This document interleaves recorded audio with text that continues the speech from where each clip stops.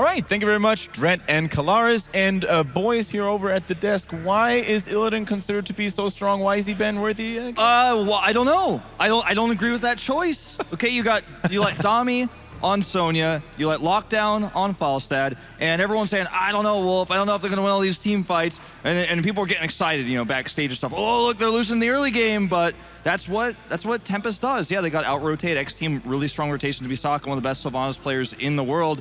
They did lose the early game, but once team fights started happening, once they got level 10, they were like, okay, we already have the counters to Illidan, that's not even scary, that's not even an issue for us.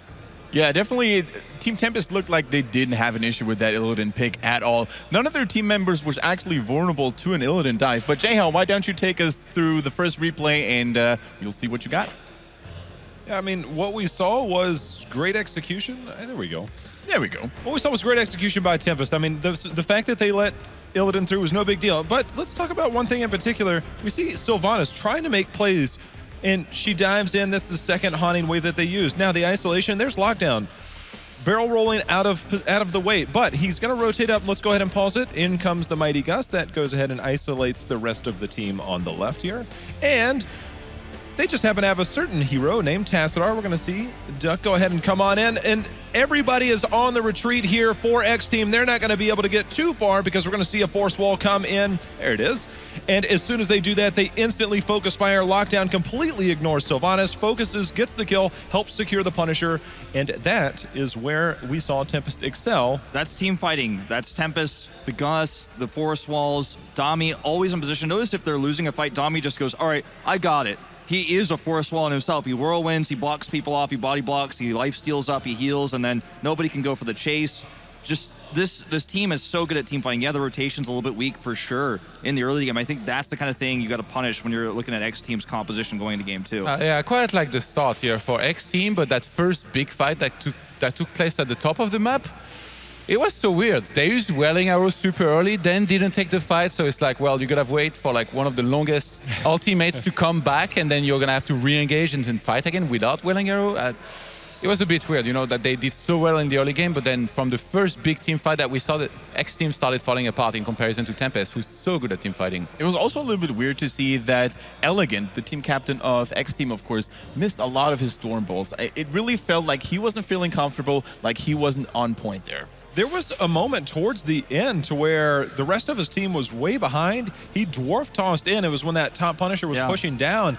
He was really isolated, and they made him pay. Like, they took him down. They used the Mighty Gust to isolate. The Punisher came in. They got to keep out of that very, very easy. He didn't go for healing. He didn't go for Stone Form. He went for giving the axe without a lot of CC. We're talking about really only Rhaegar's Totem was actually what was slowing down there. So not the best choice necessarily in that late game. However, the series isn't over just yet. We have a second map to play, and this is going to be a little bit of a surprise here because it is Dragonshire. Todd, you are so happy about that. Why is that? Because we don't see it very often, and it's such a cool map, I think, in my opinion. There is some niche picks here that we can see, and it's going to be cool to see if we see any of them. Maybe finally Stitch is winning a game. Hey, better mask for it. Duck plays Chen on this map all the time. We could see a Chen come into the draft, depending on how X-Team decides to go about things to, kind of be anti-AP damage. Something that we do see a lot in Korea. Guys, I love Dragonshire. Sometimes it's slow to start, depending on the rotations and how much teams want to commit. But when this map gets going, it gets going. It's like the most exciting late game map from basically mid game on. It's a very good rotation map, though. Yeah, and we've seen how X-Team are so good at rotations. And if we take a look at the European region, for example, we have teams like Team Liquid, for example, who like to run the Lost Vikings on a small map like Dragonshire. So it's really cool to see like how these other regions, of course China and Korea in this case, are going to adapt and play their own version of Dragonshire. I think we're going to see Tempest go ahead and take away Kael'thas here because X-Team will ban Illidan most likely unless we have another crazy circumstance. And they're going to go ahead and ban Zul, which is not out of the question. And X-Team is going to maybe even bait the Illidan here. And I think this is smart because Tempest, I do not think they're going to play Illidan. Dami likes his Sonyas. He likes his Thrall. But if you ban Falstad here, it takes it away from Lockdown. We were talking about it too during last game, like picking Illidan very early. Sure, he's a very good hero, but then it allows the opponent to pick a lot of, I guess, form an entire composition around fighting against an Illidan. And so far today, the 2 times we've seen Illidan, he just hasn't been successful because it's happened both times. He was picked early and then countered. This Thrall ban would be a mistake. Dami's worst hero by far is Thrall. If you look at his Thrall play versus his other melee assassins, it's not very good. It's not as solid. It's not scary. It's not the terrifying Dami that you normally see. I think this ban is a bad choice. Yeah, the fact that Kael'thas is now let through, I mean, Kael'thas has been an absolute monster all week long. I mean, Illidan, forget Illidan, right? It's one of the ththings that we actually talk about a lot is that the smaller maps, especially with these smaller choke points, Illidan doesn't shine as much like maps like Tomb of the Spider Queen or Dragonshire. But Kael'thas is one of their most picked heroes on this map. I mean, this, I feel, was a mistake to let Kael'thas through. You know what's really interesting, actually? I want to point this out before we go too deep into this draft. We saw Hover on Sonya there by X Team, and I think they're like really trying to isolate some of these heroes that we see, at Tempest excel with. Sonya, one of them. Dami loves his Sonya. It's the hero he's played by far the most, taking Falstad away from Lockdown. And they were considering it. And they're actually still not entirely sure what they're doing. They're now turning towards Muradin. And they do decide to take Sonya away from Dami. I think this is not like they're thinking these are the best two heroes for the job to build a composition. This is very much denial picks from both heroes. We saw Sonya and Falstad working very well for Tempest last game. Actually, Tempest, they were even a little bit shy. Backstage, Wolf, you were saying, especially that first attempt at the top where X Team was moving in, there was a big opportunity for Falstad to move in and gust. So maybe they took some time as well to kick into gear, being the reason why Tempest fell a little bit behind and then started doing so well and never really let go of their advantage from there. You bring up a good point there, Todd and Wolf, that Tempest, for them, it's the first time on the big global stage to compete against non-Korean teams. So their shy playstyle from the early game was really something that we didn't expect, but towards the later stages of the game, they came back in dominant fashion. Wolf, they picked up Tassadar. Now, if X Team doesn't pick a lot of CC, I have in my notes that they played Brightwing before on Dragonshire. Do you feel that they might look at another Tassadar Brightwing? It's definitely possible. It can deal with the Sonya, but this is, I'm getting goosebumps. Okay, this is what you're looking at here. You already have one of the counter, or actually really both of the counters to Zeratul on your team. The Zeratul ban here is so smart because Zeratul is going to be looking for Falstad all the time. Ooh, it looks like they're looking towards Rhaegar. I like the Zeratul ban here because Falstad is obviously going to be scared. He's not as powerful when you've got that Zeratul roaming around looking for him, and Dami plays a mean Zeratul. If they ban Rhaegar, would Tempest turn around and ban Uther since they already have Task? I mean, I feel like if they ban Uther here, I feel like this lends the favor towards Tempest unless X Team feels comfortable running Kharazim. I have to agree overall, but they're probably also considering banning the ETC here. Yeah. Just because of his early presence on this map. The map is not the smallest map, but it's still like, medium sized. The bot mid lanes, you can rotate between very easily. And they are going to take the ETC, it looks like, here instead. I think it's cool that you mentioned Brightwing as well. It feels like on this map, whenever you're fighting for one of the shrines, to try and get the Dragon Knights, Brightwing is so good to have on your team. She will just get there instantly and help people secure that. But Uther and Greymane. And we haven't talked about Greymane at all. I mean, he's very prominent and very strong on maps like Sky Temple or Battlefield of Eternity, but how strong is he really on Dragonshire? This is where you've basically eliminated Dami's hero pool. And now Dami is kind of almost forced into a Zeratul because he's looking for the Greymane, the Sonya, the Thrall. Illidan's available, he could go in there. So that's where the kind of force, it's like, I dare you to play Illidan. Like, you better play Illidan here. Who's going to burst heal and burst support Illidan, though? Well, they're going to go with Kharazim. When you can pre-shield with Tassadar, I mean, it's normally one of the ways you try and do it, but... You know what? I think we're going to see Zeratul here. It's going to be the isolation seven-sided strike. Try to isolate, in this case, probably Sonya or whatever warrior they end up choosing as the fifth pick, and go for the seven-sided strike. I don't think we're going to see Illidan. Uther, for the longest time on this map, by the way, with the Divine Shield, if you're in a position where you could get the Dragon Knights and then you land that, for the longest time was known as one of the better heroes to help and secure that Dragon Knights very, very easily in the middle of the map. They've also run Sylvanas a couple times on this map. I don't think it's out of the question, but I do feel like they might need a bit more damage to help pair up with Kael'thas and to try and thwart off that composition. Because when you have Sonya and Greymane right on top of you, you better be able to deal with it at least with some return damage. They're going to do it. There it is. Oh, my God. 2 games in a row, guys. 2 games in a row after not seeing Illidan all week. Dami playing Illidan is... I'm pretty excited to see it, guys. I'm getting a little bit... I'm getting a little bit nervous for X Team. Yeah, I'm getting the nerd chills, Todd. That's right. And Arthas coming out, obviously going to be great slows against the melee heroes that are on the side of Tempest, so that's not a huge surprising pick there. Arthas, Uther, Sonya, I mean, those are pretty scary for Illidan to be diving into. Yeah, another thing is Karazim doesn't have much isolation with this composition. Like, No. how is he going to get someone isolated to go for a 7-side strike? We might just see Palm instead, even though... I would assume so. Yeah, Hyde is incredibly good at 7-side strike. He's a really good Karazim player, but with this composition, I don't think we're leaning towards the 7-sided. Also, something to not forget about is, of course, that the Divine Palm can sometimes have its issues with the Tacitore shields, right? Sometimes you shield somebody, whoa, you're using Divine Palm at the same moment, guess what? It's not going to trigger because of the Tacitore shield. So, going to be very tricky to execute that combo, especially with Illidan. Now, Jayhao, what is your prediction for game number 2 here? I think Tempest is just the better team. I think it doesn't matter what they draft. They're just the better team, and I'm going with Tempest. I'm going to have to agree. I'm going to have to go Tempest here. The draft is not their usual, but I do like their team fighting. I think they're going to take it. It's so tempting to change teams here and go for Tempest, but I feel like after last game, X team need a hug and they need to have one guy behind them, and that's gonna be me. So I'm going for X team again. So Todd being the Teddy on the desk here for sure, but I'm going with Tempest. I think they have what it takes to actually win game 2. They just looked so dominant in the previous match, so yeah, it's going to be hard for X Team to make that comeback. However, let's give it up for the casters one more time. Kalaris and Dreadnought take us to Dragonshire.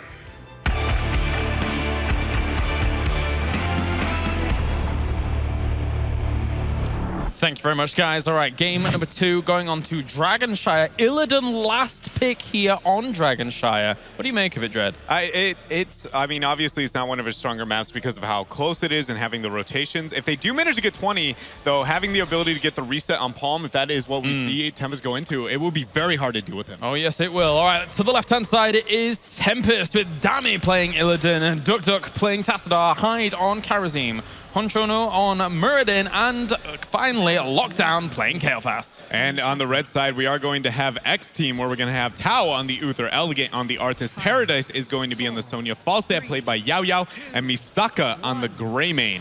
All right, let's get into this for game number 2. Tempest currently 1 game up here in the Group B opening game for these two teams, as X Team ran through Group A situation in the top 12 position very, very well for themselves and kept themselves alive. I really do like the composition on the side of X Team. I feel like they have a lot of tools that they can play appropriately and not overcommit to certain situations. I really do like what they have going for them. They definitely struggle when it comes to the wave clear department, though, and they need to be able to make up for that. You see them already starting with a counter rotation. This is very common in the Chinese region when they realize they don't win in rotations. But as long as they're okay when it comes to the laning phase, I like where they're going with this comp.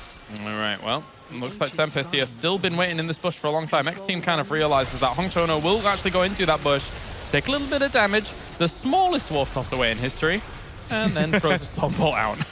Dami actually rotating his mid, getting the flank here. This is a 4 versus 5. Elegant getting the Howling Blast. They're going to get him. Doesn't matter. He's going to go down. Whoa! Yeah, Arthas gets taken down as first blood there. Very uncommon for Arthas. But that was a great little rotation out of Tempest. That was, and with Paradise making the rotation as well, it's not like they gain an XP advantage on any point of the map here. So all around, great lead here coming out from Tempest already, getting that pick. Honchono just being thrown down on towards that shrine to start things. Likewise up towards the top though. That's an aggressive barrel roll coming out of Yao Yao onto Dami. I don't think they're He gets the spear. Oh, look at him. He missed it. Look at him juking. Oh, did you see the zigzag? That was a very good job juking that, saved his life. And guess what? The counterplay from Paradise. Oh, he goes in.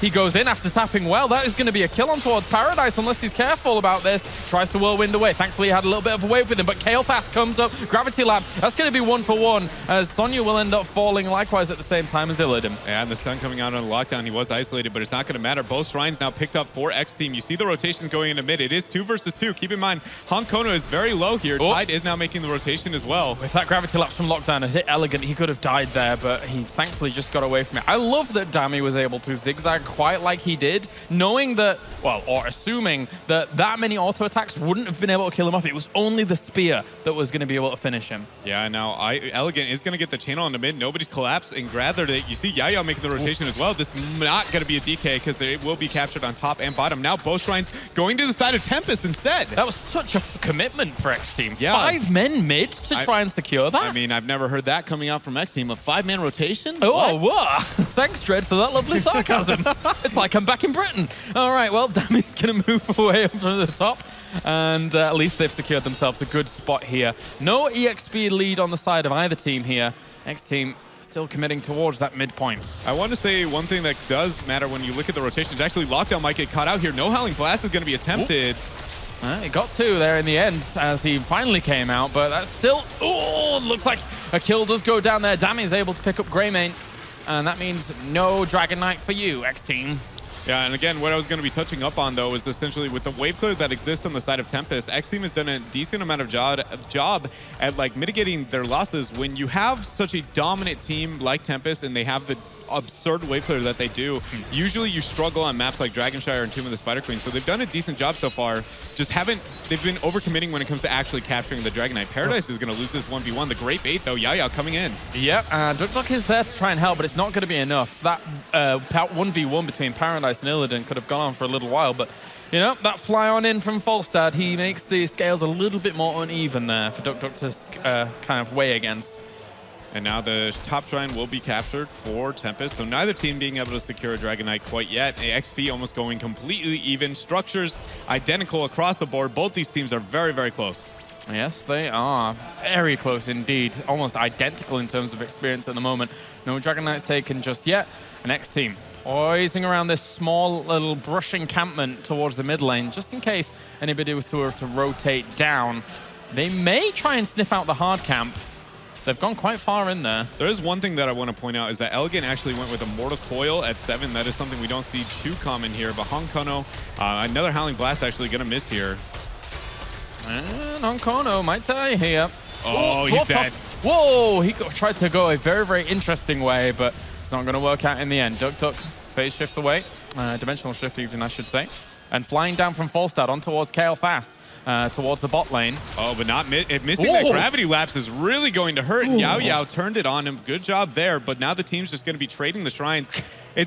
It's interesting that X Team has not been able to at least pressure a Dragon Knight a little bit stronger, considering they've been getting a decent amount of picks, but they have the global. Yes. And that's what provides the probability of getting a Dragon Knight a little bit earlier, because you can make those aggressive rotations here. It provides them with the potential for the kills as well. I mean, we saw Paradise up towards the top against Illidan. Even that attack down towards Kael Fast then could have gone completely awry there for Kael Fast. If it had just been a little bit extra. We saw the explosive potential coming out of that Falstad, thanks to the fact, of course, that he has Boomerang at level 7, which adds massive burst to his Hammerang. Yeah, it's just a ridiculous amount of damage that can come out in that point in time. But as this game goes on, if they are able to get those picks like they have been, I think they'll be in a great spot. But a Gravity Lap's going to be coming out onto Yao. He will barrel out here, and I think he's going to be all right in this skirmish. But, oh, Elegant. Yeah, he's quite far in at the moment, but he's going on to Hong Kong, and he might have to dwarf toss very, very quickly. His shield's going on towards Hong Kong. No, he ends up dying here. Oh, that's a brilliant stun on towards Sonya. Will that save Hong Kong? Yes, it will. Oh, no, it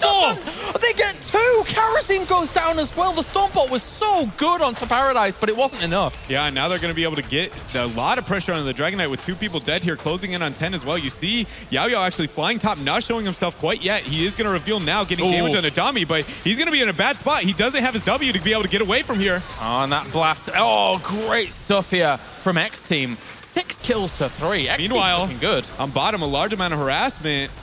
And he will survive the situation here. With level 10 picked up here, will X Team be able to secure this Dragon Knight? I think they have the tools. I think so. They could push them off this. Tassadar and Lockdown trying to do this as much as possible. Likewise, Hyde following on towards Elegant, knowing that he has to reinforce this point. But that's Dragon Knight. Unless Meridian can stop this towards mid. Oh, he's going to get it. Yeah, he got the cap on mid. Yao with a beautiful gust to zone Honkono away. He wasn't able to get the delay there. So X Team is able to pick up that first Dragon Knight with a level lead here. X Team looks like a monster when it goes to a map of Dragonshire. Those rotations that we saw in the last game are really paying off here. Yeah, very, very well done here. And I can't help but feel as well that Illidan's been having a bit of a hard time up towards top. Being the solo laner of choice that they have taken here, is there other ways in which they could have approached this? I mean, yes, Thrall was banned, Zul was banned. Could they have done anything else other than Illidan for that? I feel like there were a couple of routes that they could have gone in, but Dami, as Wolf obviously pointed out very well, is that he has kind of a crippled hero pool. So even though there were a lot of options available, whether or not he was comfortable enough to pull out those heroes here at the larger stage, turns out it's not, forcing him onto the Illidan on a map that he doesn't thrive on, but we're going to be getting back into this game. That's right. Back on in and back into the action as X Team putting on the pressure, sieging up this location, while the Dragon Knight also sieging up through the mid. Almost a full level lead here at the moment for X Team. As Tempest, the current Korean champions, feeling the heat here from this Dragon Knight. Yeah, and outside, there's really just trying to cover all the heroics here. There is nothing that is going to be surprising out of these teams. And really, X Team, all they want to do is try and buy time at this point in time. It's just going to be extending their lead a little bit farther here. And one thing I really love is you see them already posturing on the bottom half of the map to secure the night camp. Getting the pressure, especially the only camp that's kind of a contested one, really, when it comes to positioning here is just phenomenal from them. You always want pressure after the Dragon Knight, always. And the thing is, as much as Muradin is normally like a go-to in a draft to say, we have an Illidan, we'll take a Muradin, we'll get rid of Reverberation and we'll not slow him down. Arthas, in terms of his new rework at level 13, with the fact that you can buff the Frozen Tempest, means that if he does go into that talent, he's still slowing the attacks from Illidan anyway in those fights. Yeah. So it's still it's a fantastic choice to always have an Arthas, even against an Illidan. Yeah, I think that was a really impressive adaptation in the draft when you look at X Team here. But the skirmish in the mid lane. That's a wall. That should be a kill onto Arthas here, unless he's got his Legion available to him. Is he actually even going to pop it? That Death Coil was so important. It saved him so much. And that also, that seven-sided strike there from Tempest brings down Sonya. And that's the brunt of their force even taken down with the Gravity Lapse and the Force Wall. Greymane, do you get away? Oh, no, he does not. Illidan, Dammy, well in the back lines here now. That's a great little barrel roll away, but Dammy is all the way in. He gets stunned out. He's not done. Still on Yao Yao. He's Will he still keep going? Arthur's trying to slow him down, and finally, Dammy gives up. Oh, throw this dog a bone. Let him go. The aggression coming up from Tempest there. The minute that they get one kill with the seven-sided strike, all onto Sonya, obliterating her. And then just Dami did a great job dancing all over his opponents. They did have the Giant Camp pressuring on bottom that got a little bit of value for X Team currently, but that was phenomenal. Now they're now in a position where they managed to keep up when it comes to the experience, and structurally almost teams, again, seem identical.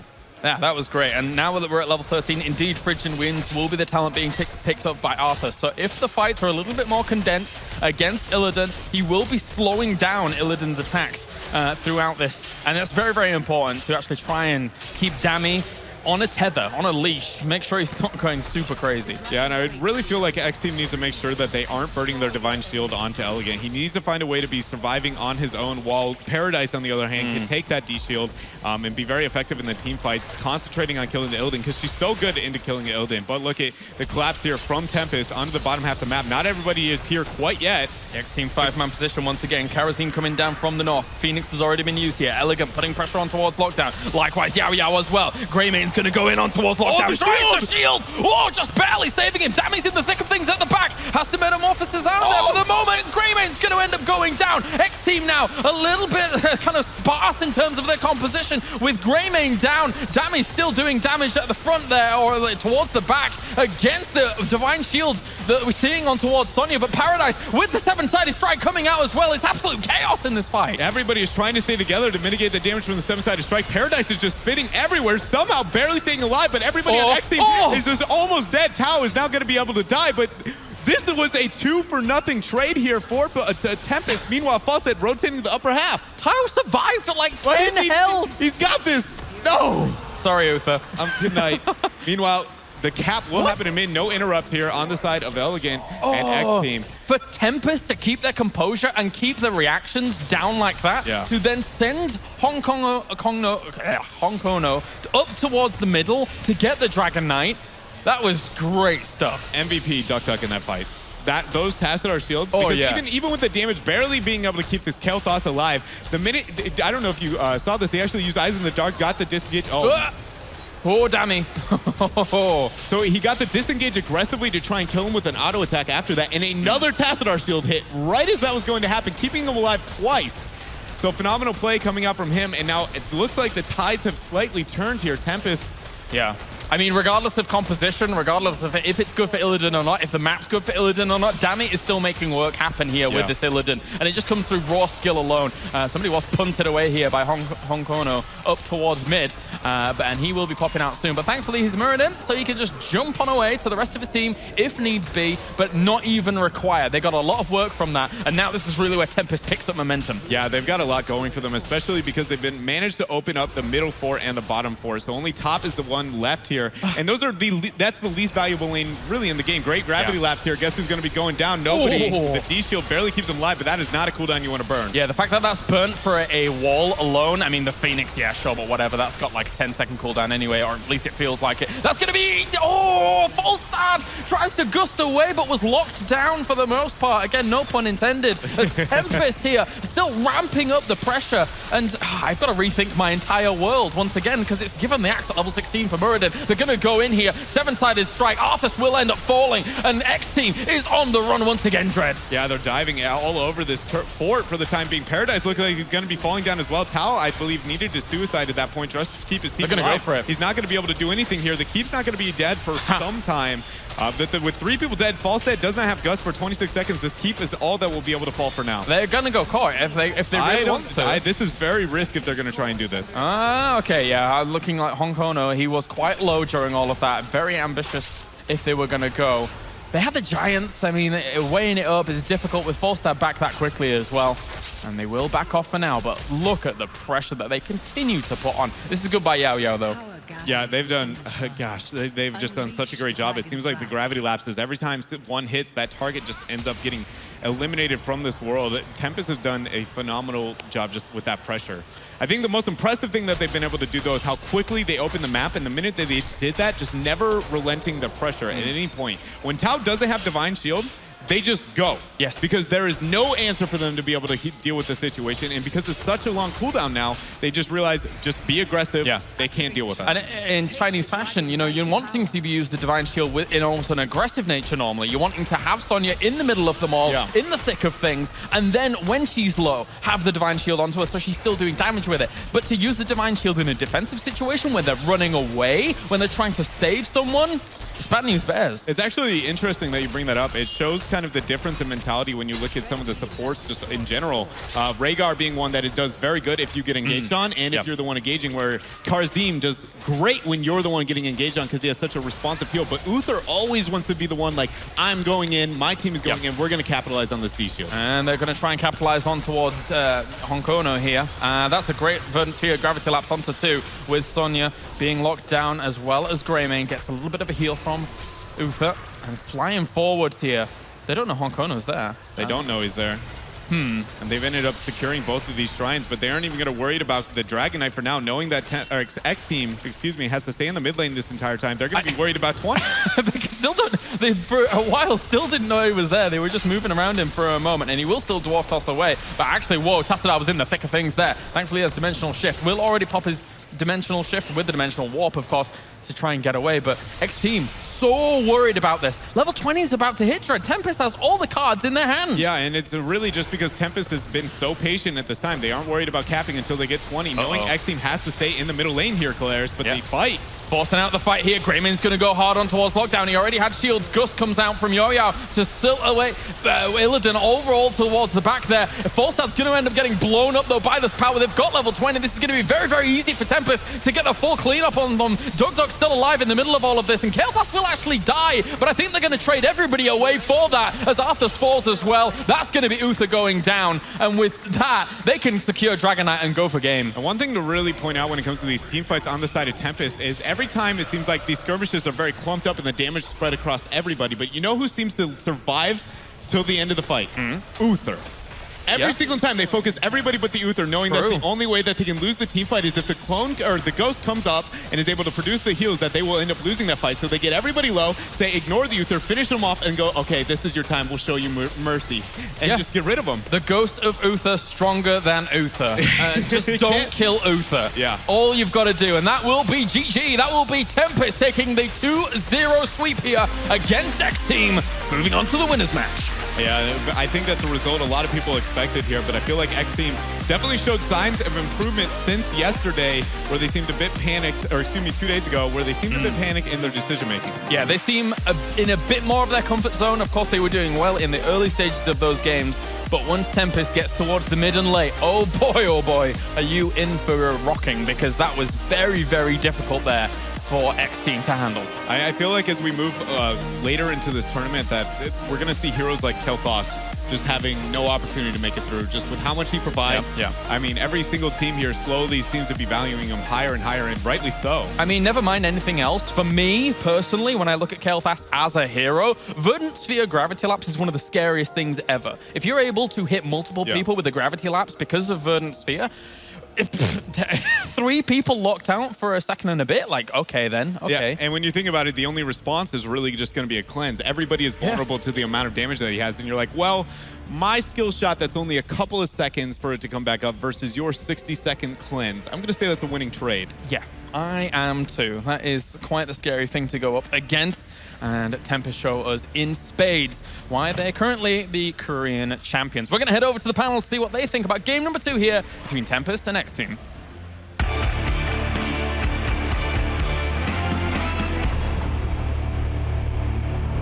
Thank you very much, Dread and Kalaris. And man, oh man, was that a turnaround? I mean, it almost seems like in the early game, Team Tempest is starting it slow, but at some point they just pull the trigger and go full Korean. Yeah, it's the team fighting. Okay, we see them in the early game. They do have some problems. You know, they're dropping a man or two. Somebody gets picked. They do a slow rotation. That's fine though, because even if they're down 4 or 5 kills, when they get their heroics, they have Force Wall. You know, they have their in game 1. They have Gust. They have these playmaking abilities that are actually. The coordination is unparalleled, so every single piece is put together and you see the full puzzle of the team fight. And it's a beautiful thing. I want to hang it on my wall. It's just best team fighting team in this entire tournament. Yeah, better than MVP Black? Yeah, absolutely. Okay. I'm putting it out there. They beat him 4-0, okay? Now, when you look at it, though, they do have some weaknesses in rotations, for sure, and some weaknesses in early game. But the games and Heroes of the Storm that we have in the meta right now are not decided by early game kills. All right, Jayhow, why don't you talk us to the first replay and see what Tempest actually did? This was kind of a weird one. This is a fight that came out in the middle. You could see the cleanse already coming out onto Elegant, but the weirder part here, as we see Arthas drop back, their D shield comes out very early. We see the isolation come out from the Mighty Gust. The problem is Sonya goes down, and they're not done yet is Tempest. Let's go ahead and pause it real quick. Greymane in very deep, forcing the rest of his team to try and come back to support. But Tempest in full-on assault. This is the team fighting that Wolf just talked about. We'll move it forward. The fact that there is no D-Shield, we're going to see another Force Wall come up once again. There's the Gravity Lapse. No Cleanse, as these guys were just talking about. The fact that Cleanse was already used in that fight and instantly diving over. There is Illidan doing what he does best, diving in, getting those kills. And this is the way we see Illidan play. Nice barrel roll over here by Yao Yao, though. That was a nice little trick there from Falstad at the end. Who cares about being a talent down, man? Not Tempest, I guess, right? That was pretty convincing. Doesn't matter. Fight. And it's really cool to see that they redeemed Illidan. Otherwise, that hero would have been 0-3. And let's be honest, this is not what the most dreaded hero actually deserves. This is how you draft Illidan, though. You don't first pick him. You don't even second pick him. If you pick him at the end of the draft, your opponent can't just counter you. Illidan has so many different counters in this meta. Whether it's compare that to Dignitas, right? Yeah. They picked it first and they got countered hard. You pick it versus you pick it first. You can get countered by Brightwing, Johanna's blinds, the blinds from Lili, Muradin's attack speed slows. There's so many heroes that can actually stop him, make him less valuable. But if you pick him last, those heroes are already chosen. Your opponent's heroes are already chosen, so you just pull him in as the 5th pick, and it's hard to counter him. And especially when you have a region, as you pointed out, Wolf, like Korea, that doesn't really focus on Illidan all that much, because let's be honest, during the Super League, it always gets banned, so you don't even have to exercise it. Yeah, I said earlier, I felt like it was only picked once. Someone actually gave me the stats. It was picked 5 or 6 times, I believe, but I barely remember them because they were just games where they got countered because they came in early. But in this particular case, coming out last, they made it work. And I was a bit worried because it's not a hero Dami plays very often. I was expecting the Zeratul with the isolation, 7-side strike. And even without that, the 7-side strikes were beautiful with Force Walls or just cuts. So, yeah. And J.O., we're ready for replay number 2, so do it again. This is my favorite one. I hope when we get into this, we instantly just pause those. This is just so much fun. Yao Yao here, he's safe behind an entire wall. There's no real threat to him. But we're going to see Kael'thas rotate down. You can see lockdown. He's going to throw out a Gravity Lapse. And as soon as he throws it out, pause it. This is the fun part.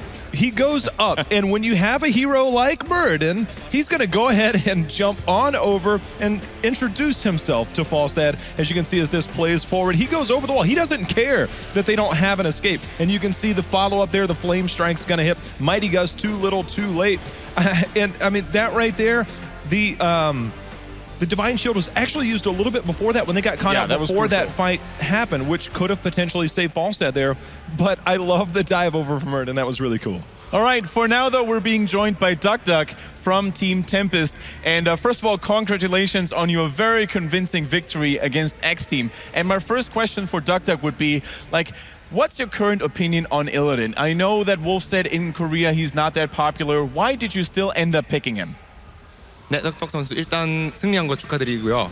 그 혹시 1, 2단에 대해서 요즘 1, 2단에 대해서 어떻게 생각하시나요? 한국에서는 그 막 그렇게 막 선픽되고 이런 캐릭은 아닌데 말이죠. 우선 1, 2단은 받쳐주는 영웅들, 예를 들어 테사다르나 아바투르 같은 영웅들이 있으면은 활용하기에 굉장히 좋은 영웅이라고 생각하고, 또 마지막 세트 때 그걸 1, 2단을 위해서 밴픽을 했어요. So Illidan's really good with, like Illidan comes like with Tassadar or Abathar, and in our last game with X Team, that we basically set up a comp just made for Illidan. Right.